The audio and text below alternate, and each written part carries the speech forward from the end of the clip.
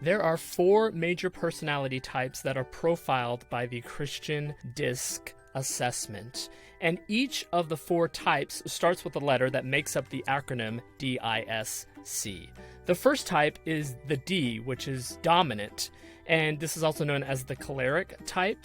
And the animal that is represented by this type is the lion. So according to research done in 2011 by TTI Performance Systems, 19% of the world population scores as dominant, and this was based on a survey of 17,382 people.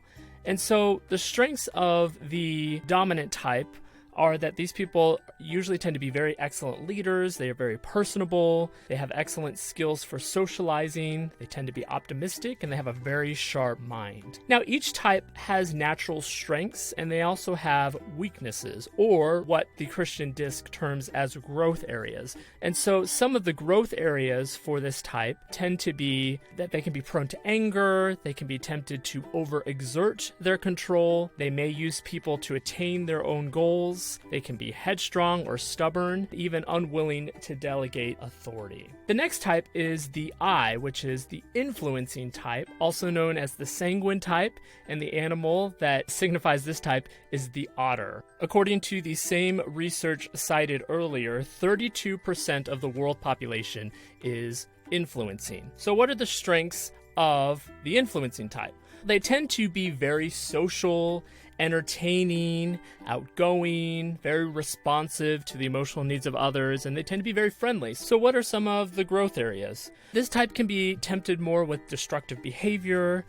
They can be very impulsive. They tend to not be very organized. They can be undisciplined and prone to exaggerate in order to try to impress other people. The third type is the steady type. 35% of the population scores as this type. So this is actually the top scoring type. Majority of the world population tends to be the steady type, also known as the phlegmatic type.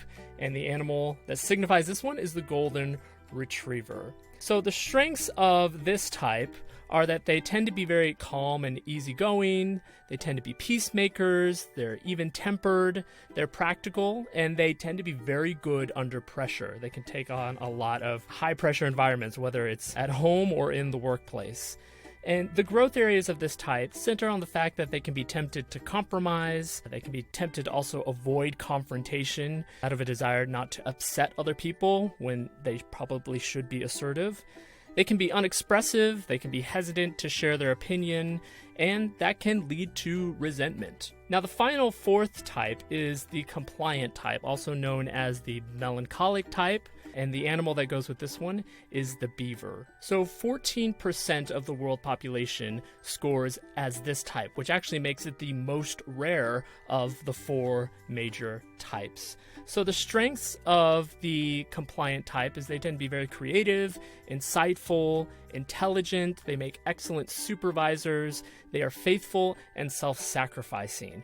And some of the growth areas for this type include the fact that they can be judgmental, often be moody, they can struggle with low self-esteem, they may have a fear of rejection, and they can be very perfectionistic. And so that's an overview of all the major types, and if you have not taken the DISC assessment yet, I would highly encourage you to do that. So most people tend to be a blend of these major types. They tend to score the highest in one type, and then they have a secondary or 2 secondary types in addition with that one.